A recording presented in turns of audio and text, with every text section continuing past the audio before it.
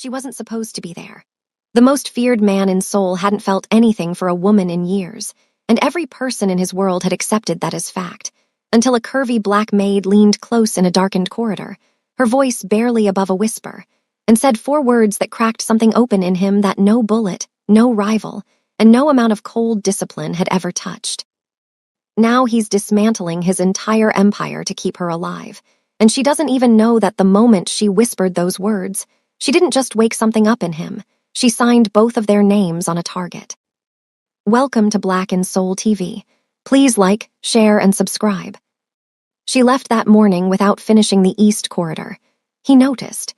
He noticed the way a man notices everything about the one thing he has stopped being able to ignore. The coffee she had left half made. The shelf with books pulled out and not replaced. The absence of her humming, which had become the sound the penthouse used to prove it was still alive. Min-yi stood in the kitchen for a long time. Then he called Sung-ho and told him to process the university payment regardless. Not as a loan, not as an advance, as an anonymous foundation grant. Sung-ho went quiet on the line. Then, carefully, should I attach a name to the donor record? Min-yi's answer was flat and final. No. The call ended. He went back to his desk and told himself that was the end of his involvement in Mary Adami's life beyond what was professional. He was wrong. He was spectacularly, completely wrong. The following morning she arrived at 7 as usual, signed the time sheet, picked up her caddy, went directly to the East Corridor to finish what she had left. She did not mention the money, neither did he. But when she passed the kitchen and found a fresh cup of coffee waiting, exactly the way she took it, she stopped walking. 1 full second of stillness. 1 breath she did not mean to release audibly. Then she picked up the cup and kept moving. He was behind the half-open office door. He turned back to his screen. The same paragraph he had been reading for 20 minutes looked exactly as foreign as it had the first time. By the end of the week, the anonymous grant had processed. Mary's brother sent her a voice note so overwhelmed with relief that she sat on the floor of the supply closet and pressed the phone to her chest and stayed there for 4 minutes. She did not know who had sent it. She suspected. She did not ask. Some things in her life had always been given in the language of action, and interrogating them too loudly broke what was still fragile. That evening she left a single white flower from the lobby arrangement on the kitchen counter where the coffee had been. No note, just the flower. Min-yi found it at midnight when he came for water. He stood looking at it longer than any reasonable person looks at a flower. Then he put it in a glass and carried it to his desk. Sung-ho arrived the next morning, saw it, and became intensely interested in his own shoes. The danger arrived, as it always did in Min-yi's world, without introduction. A man named Director Woo had been watching the Yisung organization for months with the patience of someone who understood that the best time to strike a restructuring empire was during the transition, when weapons were being traded for legitimacy, and legitimacy had not yet fully arrived. Woo operated through clean fronts and dirty connections, and had the particular invisibility of men who had never once been the loudest person in any room. His first move came on a Tuesday. 2 of Min-yi's legitimate real estate holdings were hit simultaneously with fabricated regulatory violations. Inspectors arrived with paperwork that looked official and wasn't. Both businesses shuttered temporarily. The message required no translation. Your clean hands are not armor. Min-yi sat across from 3 attorneys in the penthouse dining room that afternoon and worked through the response with the focused stillness of a man who had survived worse and intended to survive this. Mary was in the library. He was aware of her the way he was always aware of her. The way you are aware of the one frequency in a room of noise that your body has decided matters. What he did not know was that Woo's people had been watching the penthouse too, and they had found the one thing they were looking for, not a weapon, not a weakness in the organization. A person. A woman who arrived every morning at 7 with a cleaning caddy and no agenda, and had somehow, in a matter of months, become the only variable in young Min-yi's life that his legendary control did not fully cover. Later that night, after the attorneys had gone, Min-yi was at the piano. He played without deciding to, his hands finding the music the way they found all difficult things. He did not hear the door until it had already opened. For a man like young Min-yi, he didn't have the luxury to fall in love with anyone. He longed for it, sought desperately for it, but he knew the risk, the cost, the dangers it would have on his empire. Now he is about to choose his heart or his empire. Will he lose everything for a maid who sees through his head shell and accepts him, or will he let her go? Hit that subscribe button and let's find out. Mary stood in the doorway in her coat, bag on her shoulder, about to leave. She had come to say goodnight, which she had started doing recently, quietly, without ceremony. But she had heard the piano and stopped. She stood listening with an expression she did not know he could see reflected in the dark window glass. He kept playing. Something in the piece shifted without his instructing it to, became less about endurance and more about being heard. She stayed until the last note dissolved into the room's silence. Then, softly, from the doorway, "That was the saddest beautiful thing I've ever heard." He turned on the bench. She was looking at him with that complete, unhurried directness that always made him feel like every wall he owned had become transparent. He told her it was a piece about waiting for something you were not certain was coming. She held his gaze for a long moment, something moving through her expression that she did not fully close off in time. Then she said goodnight and left. He sat at the piano for another hour. He did not play a single note. A few days later, the twist came from a direction nobody anticipated. Mary's phone was cloned.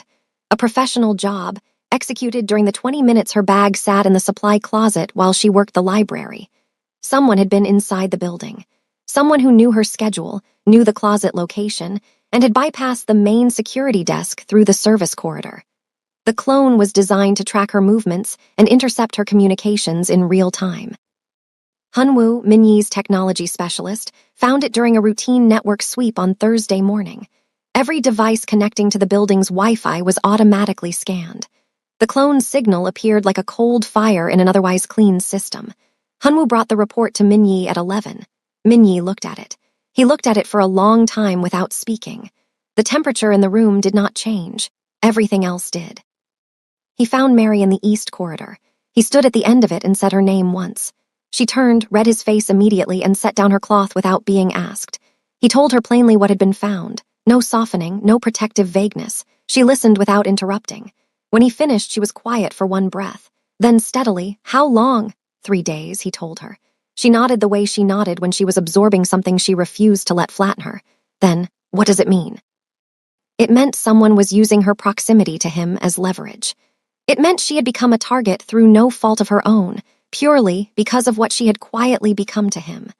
The knowledge moved between them in the corridor like a third presence neither of them had invited, and neither of them was stepping away from.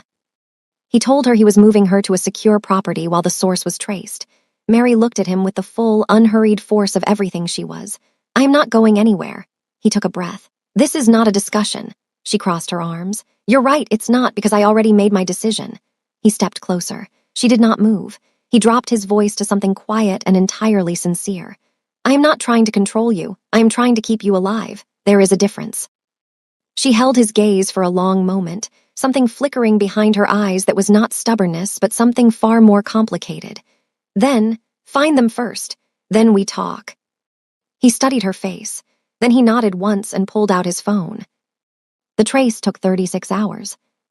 Hunwoo followed the clone signal backward through 3 proxy servers to a shell company that dissolved on paper into nothing, but left one digital fingerprint pointing directly to Director Wu's network. Minyi sat with this information for exactly 1 hour before moving. Reaction without thought was how men in his position got buried. He considered every angle, every move, every person in the radius of what he was about to do. Then he made 3 calls. His attorney, a federal investigator he had cultivated carefully over 4 years, a journalist who owed him a significant favor and had the platform to destroy a reputation before the sun set. He did not touch Wu directly. He dismantled him from every legitimate direction simultaneously. The fabricated regulatory violations were reversed with documented evidence of origin, which implicated Wu's inspectors, which opened a federal inquiry, which cracked a door Wu had spent 15 years keeping sealed. By Friday evening, Director Wu's name was in 3 major newspapers next to words that no amount of money recovers from.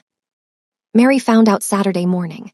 She arrived to find Minyi at the dining table looking like a man who had not slept but had finished something that required everything.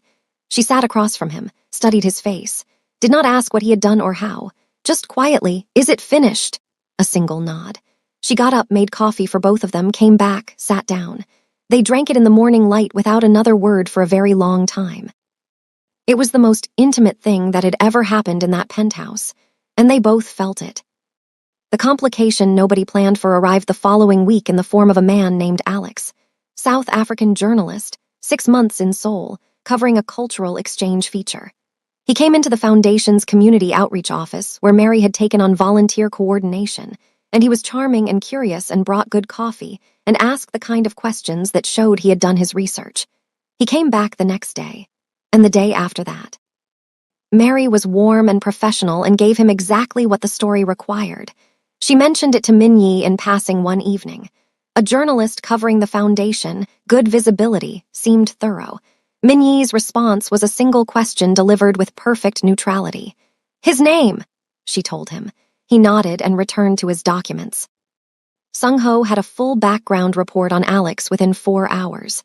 Minyi read every page, found nothing threatening, put it in the drawer, then sat at his desk for 7 minutes doing absolutely nothing, which was 6 minutes and 55 seconds longer than young Minyi ever did nothing without purpose. The moment Mary came in, dangers never stopped lurking. Young Minyi lost his edge, lost his focus, and his enemies used this to get to him. He could have pushed away like he did the rest. He could have let her go, but no, is she worth the fight? Will he experience true love? Hit that subscribe button and stay tuned. The following Thursday, he arrived at the foundation office unannounced. "Routine security review," he told Sung-ho. He walked in to find Mary at her desk laughing at something Alex had said. Genuinely laughing, head back, completely unguarded, the laugh she kept for moments she thought only penthouse walls witnessed. Alex was leaning on the desk beside her with the easy posture of a man who believed he was making progress. Minyi stopped in the doorway for exactly 2 seconds. Then he crossed the room, shook Alex's hand with immaculate courtesy, asked 2 precise questions about the article's scope and publication timeline. Established, without raising his voice or altering his expression, that he knew this foundation and every person in it with a depth that left no room for comfortable assumptions. Then he turned to Mary and told her he needed 5 minutes for the security review. Alex gathered his things with gracious speed and left. Mary looked at Minyi. Minyi looked at Mary. The office held its breath. She crossed her arms slowly, knowingly. His name from her mouth carried a full paragraph of meaning in 2 syllables. He maintained his expression. "There was a security concern." She tilted her head. "There was no security concern." A pause. "There could have been." She studied him for a long moment. Then the corner of her mouth moved in that way it moved when she found something both frustrating and entirely too compelling. "Minyi," he held her gaze. "You came here because of him." Silence. "That is either very sweet or very territorial, and I have not decided which."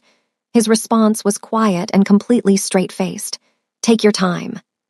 She laughed, not the head-back version, something quieter and more specific, aimed entirely at him. He left 20 minutes later, having reviewed nothing. Sung-ho, waiting at the car, looked at his face and opened his notebook and wrote 4 words, then underlined them twice. The night everything broke open arrived on a Wednesday with no warning. Mary was leaving the foundation office late, past 9, because a survivor she had been supporting had called in crisis, and she had stayed 2 hours on the phone and 1 more in person. She walked out into the Seoul night tired in the deep particular way that comes from giving the best of yourself to someone who desperately needed it. She was thinking about the woman she had just left. She was not thinking about the black car that had been sitting across the street for 40 minutes. 2 men, practiced and silent. She was inside the car before her mind had fully caught up to her body. Her phone hit the pavement outside. The door closed. The car moved. She did not scream. Screaming was for people who had not yet decided what to do. Mary was already deciding. She cataloged everything. The men's faces, the route, the turns, the smell of the car. The fact that they had not covered her eyes, which meant either they were careless or they did not intend for her to be in a position to describe them to anyone later. Neither option was comforting. But fear, she had learned long before Seoul, was information, not instruction. The warehouse smelled like industrial solvent and old concrete. They walked her to a chair in the center of a space that was empty except for a table, 2 more men, and a phone on the table facing her. She sat. She kept her breathing even. She looked at the phone. The screen lit up, a face she did not recognize, older, composed. the particular composure of men who have done terrible things for long enough that the terrible things no longer require effort. He looked at her the way people look at objects they are considering using. "You are closer to young Minyi than anyone has been in years." The voice through the phone was smooth and deliberate. "That makes you valuable, or it makes you a message. Which one depends entirely on him." Mary held the man's gaze through the screen. Her hands were in her lap, still. "And if I'm neither?" The man on the screen smiled. It did not reach anything. "Then you are very unlucky." She said nothing else. She was thinking. She was also in the part of herself that she kept very quiet and very separate from fear, furious. At the penthouse, Minyi's phone buzzed at 9:47 with a message from Sung-ho. 2 words: "Call immediately." He was already calling before he had finished reading. Sung-ho's voice was controlled in the way it got controlled when controlling it required effort. The Foundation office security camera, Mary leaving, the car, the phone left on the pavement. Minyi listened without speaking. When Sung-ho finished, there was a silence on the line that lasted 4 seconds. Then, very quietly, "Find her." What followed was not chaos. It was the opposite of chaos. It was young Minyi operating at the frequency he reached only when something he could not afford to lose was at stake. Every resource, every contact, every favor owed across a decade of careful relationship management deployed in a single direction. Hunwoo traced the car through Seoul's traffic camera network in 40 minutes. The warehouse district in Mapo, Building 7. He had the location in under an hour. He did not send his men ahead. He went himself. Sung-ho did not argue. He had seen Minyi's face. They moved at 11. 6 men, clean and quiet.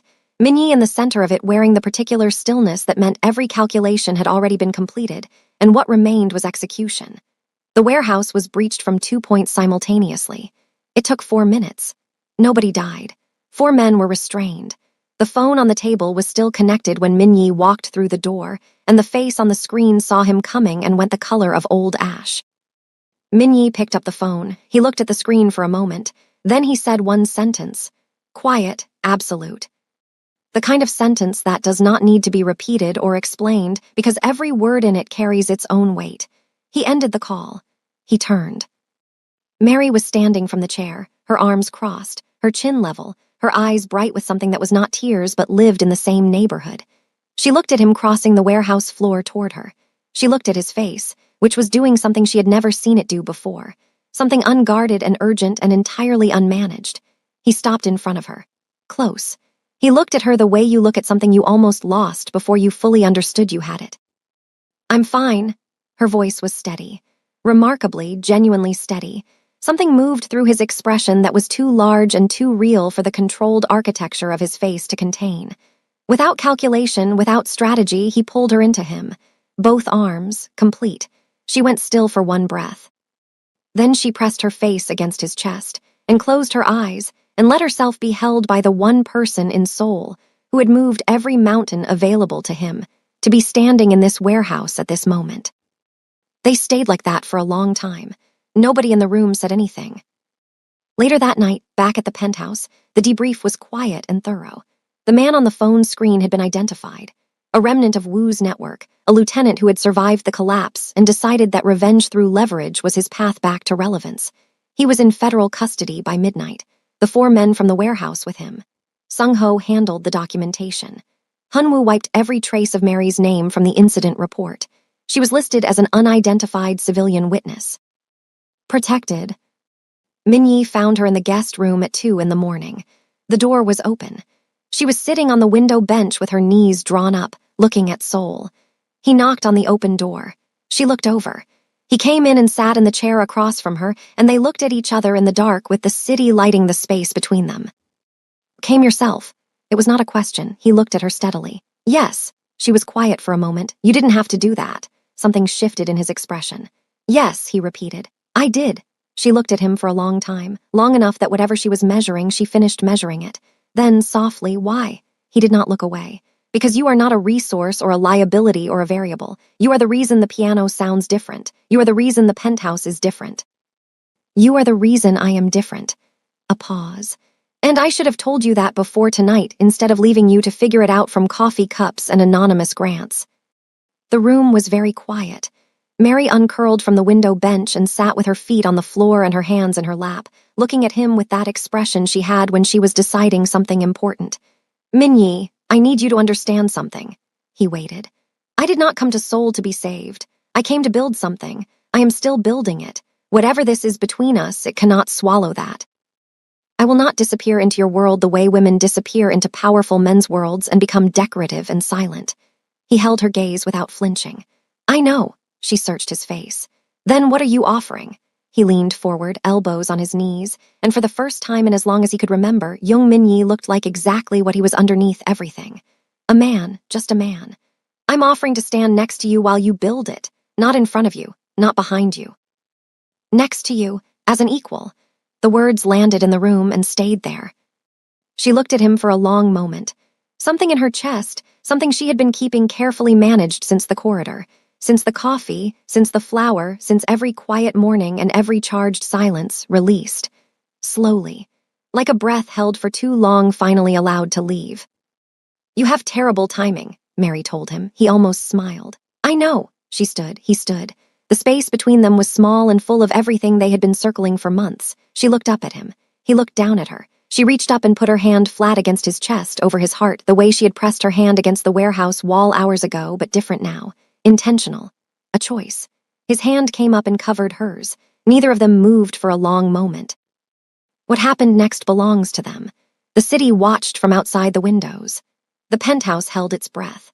And somewhere in the space between two people who had chosen each other the hard way, something that had been building since a rainy Tuesday and a darkened corridor, and 3 impossible words finally arrived at the place it had always been heading. She was gone when he woke. The guest room door open. Bed made with a precision that told him she had been awake for a while before she left. His chest tightened. He moved through the penthouse quickly, checking rooms, already reaching for his phone. The note was on the kitchen counter, next to the coffee maker. One line in her handwriting, clean and direct. I need a day, not running, thinking. I'll be back tomorrow at 7. He stood with the note in his hand for a long time. Then he put it carefully in his jacket pocket and made himself coffee and sat at the dining table and stared at the city and waited, which was the hardest thing Young Minyi had done in years. She came back at 7, exactly at 7. He was at the dining table when she walked in. She signed the time sheet, picked up her caddy. Then she set it back down and walked to the table and stood across from him. I thought about everything you said. He waited. I thought about the corridor, the coffee, the flower, the grant, the warehouse. A pause. I thought about the piano. Something moved in his expression. She held his gaze. I'm not afraid of who you are. I'm afraid of what happens if I give you everything, and you decide one day that this was a chapter and not the whole book. The honesty of it hit the room like weather. He stood. He came around the table and stopped in front of her, close enough that the warmth between them was real and present and required acknowledgement. Mary, his voice was low. Look at me. She looked. I have spent my entire adult life deciding what to keep and what to release, what has value and what is temporary. He reached up and very carefully, with the precise deliberateness of a man who does nothing without intention, tucked one loose coil of her hair back from her face. I know the difference, and I am telling you, with everything I am and everything I have built and everything I have broken and rebuilt, that you are not a chapter. She closed her eyes for one breath. When she opened them, she was decided. She had been decided probably for longer than tonight. Then we do this right, Mary told him. No hiding, no half measures. If we're in this, we're in it. He looked at her with something in his face that was new and permanent and entirely without the cold armor the rest of Seoul was given. We're in it. She picked up her caddy and went to work. He went back to his table, but the penthouse sounded different that morning. Fuller, like something that had been missing from the frequency had finally come home. The weeks that followed were the quietest and most complicated of both their lives in the best possible way. They were not loud about what they were. They did not perform it, but it was visible in the small architecture of shared mornings and the way the penthouse had rearranged itself around 2 people instead of 1. Her books on his shelves, his coffee preference memorized and never discussed. The piano played at nights for an audience of one who sat on the library floor with her back against the couch, and her eyes closed, and listened like the music was something she needed to eat. Sung-ho, who had been with Minyi for 11 years, told his wife one evening that his boss had become a human being, finally, properly. and his wife said it was about time. But peace in Minnie's world was always temporary, and the next threat came not from outside, but from inside, in the form of a man named Chairman Beek, the eldest and most conservative member of the Yisung organization's original founding circle. A man who had watched Minnie restructure the organization toward legitimacy with the quiet fury of someone watching an inheritance being dismantled. And who had, upon discovering the identity of the woman in the penthouse, decided that the combination of a legitimate business push and a foreign black woman with influence over the organization's leader represented a threat to everything he had spent his life building. Chairman Beek did not use warehouses or phone clones. He used newspapers. A story appeared on a Thursday morning across 2 major Seoul publications. Unnamed sources close to the Yisung organization claimed that a foreign national with unknown connections had been given inappropriate access to confidential business operations. The story was vague enough to be legally untouchable and specific enough to be unmistakably about Mary. The photograph they used was from the Foundation's public website. Her name was not printed, but her face was there. Mary found out from a colleague at the Foundation who sent her the link with 3 question marks. She read it at her desk. She read it twice. Then she sat very still for a moment. She was not fragile. She had been talked about before. She had been the subject of other people's narratives before. But there was something particular about being weaponized against a person you loved, about being turned into a liability aimed at someone who had already lost too much. That was the part that made her eyes burn. She called Min-yi, not Sung-ho, him directly. He picked up on the second ring. "I saw it," he told her before she could speak. "I'm handling it." She took a breath. "Min-yi, who did this?" A pause that told her he already knew. "Come to the penthouse, I'll explain everything." She came at noon. He was waiting. Sung-ho was there, 2 attorneys. He told her about Chairman Beek, about the internal resistance to his restructuring, about the faction that saw her not as a person, but as a symbol of everything they wanted to reverse. He told her plainly and completely, and without softening any of it, because she had asked him once to never protect her from the truth, and he had meant it when he agreed. She listened to everything. When he finished, she was quiet for a moment, then she looked at him directly. "What are you going to do?" He held her gaze. "Remove him, legally, completely, permanently. He has been diverting organization funds for years. I have documentation. I have been waiting for the right moment." She searched his face. "You were protecting him before this." Min-yi's expression was careful. "I was maintaining stability. There is a difference." She looked at him for a long moment. And now, his voice was quiet and entirely certain. Now he touched something he should not have touched. Chairman Beek's removal from the organization's board was announced the following Monday, accompanied by a federal referral for financial misconduct. The newspapers that had printed the original story received documented corrections and printed retractions by Wednesday. The Foundation released a formal statement about Mary's role that was so clearly supported by public record that the original narrative collapsed under its own lack of foundation. By Friday, Mary's inbox was full of messages from other women who had been similarly targeted by similar stories and wanted to know how she had done it. She spent the weekend writing back to every single one of them. Min-yi watched her do it from across the table. He watched her with the expression Sung-ho had once tried to describe to his wife and eventually given up on because there was no accurate professional language for it. It was the expression of a man who had spent his entire life building walls, understanding for the first time what it felt like to want to build something else instead. On a Sunday evening in late autumn, when Seoul was lit gold and the penthouse was warm, and Mary was on the library floor with her back against the couch and her eyes closed while he played, Min-yi stopped mid-piece. She opened her eyes. He was turned on the bench, looking at her with something in his face she had not seen before, something that was past the want and past the protection and past even the love, something that looked like a rival. Like a man who had been traveling toward something for a very long time and had just understood he was already there. He came and sat beside her on the floor. She looked at him. He reached into the pocket of his shirt and opened his hand. The ring was simple and considered, and exactly the kind of thing she would have chosen herself, which meant he had been paying attention to her for longer and in more specific ways than she had fully measured. She looked at it. She looked at him. He said nothing. He did not need to. The question was in every week, and every morning, and every cup of coffee, and every note he had ever played knowing she was listening. She took the ring from his palm. She turned it once in her fingers, Then she looked at him and said, "I told you I'd pay you back." He looked at her with absolute confusion. She held up the ring. "Turns out I pay in decades."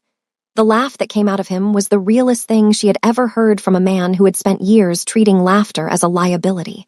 She slid the ring onto her own finger. He pulled her into him and pressed his face into her hair, and held her with the particular completeness of someone who has just been given back something they did not know had been missing until it was there.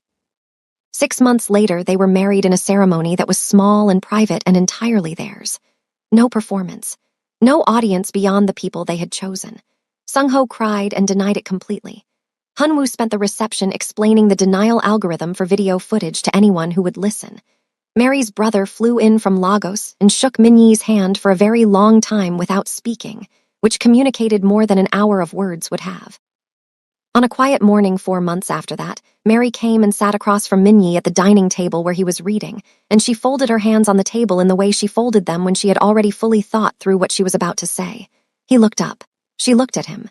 She waited 1 beat then. "We're going to need a different room." He looked at her. She did not look away. He set down his document very slowly. He looked at her hands folded on the table. He looked at her face. He stood up and came around the table and crouched in front of her and took her hands in both of his and held them the way he held everything that mattered. Like it was the most important thing he had ever been trusted with. "How long?" His voice was barely above a sound. 11 weeks. He pressed his forehead to her hands. She put her palm on the back of his head and closed her eyes. Outside, Seoul moved and breathed and went on being entirely indifferent. Inside the 42nd floor of the Murray Tower, a man who had been told his whole life that coldness was strength sat on the floor of his own kitchen holding the hands of a woman who had walked into his penthouse with a cleaning caddy and no agenda and had made him hard in every way that actually counted. Hard enough to be soft. Hard enough to be present. Hard enough to be a father. Hard enough to be real.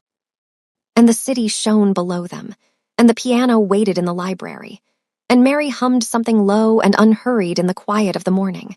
And this time, he did not pretend he wasn't listening. If you enjoyed the story, hit that subscribe button and turn on your notifications for more.